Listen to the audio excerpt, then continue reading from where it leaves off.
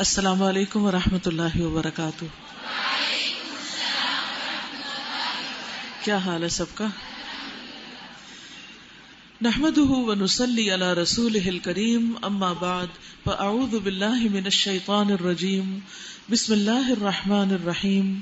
رب اشرح لی صدری ویسر لی امری واحلل عقدۃ من لسانی یفقہوا قولی. رمضان شہر القیام. اللہ سبحانہ وتعالیٰ نے انسانوں کو اپنی عبادت کے لیے پیدا کیا اور عبادت کے طریقے اور اوقات بھی بتائے.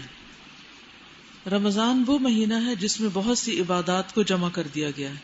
عبادت میں سب سے اہم چیز فرض نمازوں کی بروقت ادائیگی ہے. اس کے علاوہ نوافل، چاشت، اشراق وغیرہ اللہ کے قرب کا ذریعہ ہیں. اور رمضان کی راتوں میں اخلاص کے ساتھ قیام کرنے پر پچھلے تمام گناہوں کی بخشش کی خوشخبری دی گئی. نبی اکرم صلی اللہ علیہ وسلم نے فرمایا، جس نے ایمان کے ساتھ اور ثواب کی نیت سے رمضان کی راتوں میں قیام کیا، اس کے گزشتہ گناہ معاف کر دیے جائیں گے. اللہ کے نیک بندے ہمیشہ راتوں کی عبادت کا اہتمام کرتے ہیں. قرآن مجید میں آتا ہے، تتجافى جنوبهم عن المضاجع يدعون ربهم خوفا وطمعا ومما رزقناهم ينفقون. ان کے پہلو بستروں سے الگ رہتے ہیں اور وہ اپنے رب کو خوف اور امید کی حالت میں پکارتے ہیں اور اس میں سے جو ہم نے ان کو رزق دیا ہے وہ خرچ کرتے ہیں. عام دنوں میں قیام اللیل کرنا ایک مشکل کام ہے، لیکن رمضان کی برکت اور باجماعت نماز تراویح کی صورت میں یہ آسان ہو جاتا ہے. متقین کی صفات بیان کرتے ہوئے اللہ تعالیٰ فرماتے ہیں، کانوا قلیلا من اللیل ما یہجعون وبالاسحار ھم یستغفرون. وہ رات کو کم سوتے ہیں اور سحر کے وقت استغفار کرتے ہیں. رسول اللہ صلی اللہ علیہ وسلم نے فرمایا، فرض نماز کے بعد افضل ترین نماز رات کی نماز ہے. ایک اور موقع پر فرمایا، تہجد ضرور پڑھا کرو کیونکہ وہ تم سے پہلے صالحین کی روش ہے اور تمہارے لیے اپنے رب کے قرب کا وسیلہ، گناہوں کو مٹانے کا ذریعہ اور گناہوں سے بچنے کا سبب. یعنی دو کام ہیں، ایک تو یہ کہ گناہوں کو دور کرتی، مٹا دیتی جو پہلے سے ہو چکے ہیں، اور دوسرے آئندہ بچنے کی صلاحیت بھی اس سے پیدا ہوتی. رمضان میں تراویح پڑھنا سنت ہے اور نبی صلی اللہ علیہ وسلم کے قول اور فعل دونوں سے ثابت ہے. آپ نے اپنے صحابہ کو بھی اس کی ترغیب دی. تراویح جماعت کے ساتھ پڑھنا زیادہ افضل ہے. آپ صلی اللہ علیہ وسلم نے اپنے گھر والوں اور بیویوں کو بھی تراویح کی جماعت میں شریک کیا اور طویل قیام کیا، خصوصاً آخری عشرے میں رات کے قیام کے لیے جگایا. حضرت ابو ذر فرماتے ہیں کہ ہم نے رسول اللہ صلی اللہ علیہ وسلم کے ساتھ روزے رکھے. آپ نے 23ویں رات تک ہمارے ساتھ رات کی نماز نہیں پڑھی، یعنی تراویح خود پڑھی، آپ نے اپنی پڑھی اور صحابہ نے اپنی پڑھی. پھر 23ویں رات کو ہمیں لے کر کھڑے ہوئے یہاں تک کہ ایک تہائی رات گزر گئی. پھر 24ویں رات کو نماز نہ پڑھائی، لیکن 25ویں رات کو آدھی رات تک نماز تراویح پڑھائی. ہم نے عرض کیا، یا رسول اللہ صلی اللہ علیہ وسلم، ہماری آرزو تھی کہ آپ باقی رات بھی ہمارے ساتھ نوافل پڑھتے. آپ نے فرمایا، جو شخص امام کے ساتھ اس کے فارغ ہونے تک نماز میں شریک رہا اس کے لیے پوری رات کا قیام لکھ دیا گیا. پھر آپ نے 27ویں رات تک نماز نہ پڑھائی.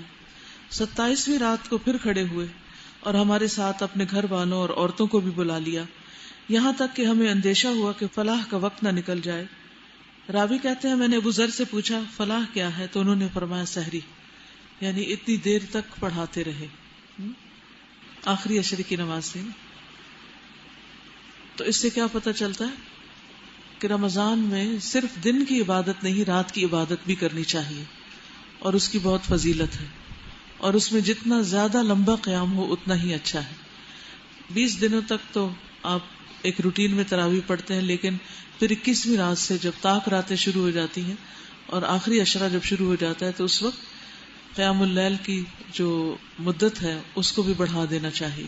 جیسے کہ ہمیں نبی صلی اللہ علیہ وسلم کے طریقے سے پتہ چلتا ہے کہ ہر رات کو مدت بڑھتی گئی. تو اللہ تعالیٰ ہمیں اس کی توفیق عطا فرمائے. کل ہم نے یہ بھی پڑھا تھا کہ قرآن کے ساتھ جہاد کبیر کرو، تو آپ نے اپنے لیے کچھ سوچا کہ آپ کس طرح یہ کر سکتی، کیونکہ یہ بھی آپ کا ہوم ورک تھا.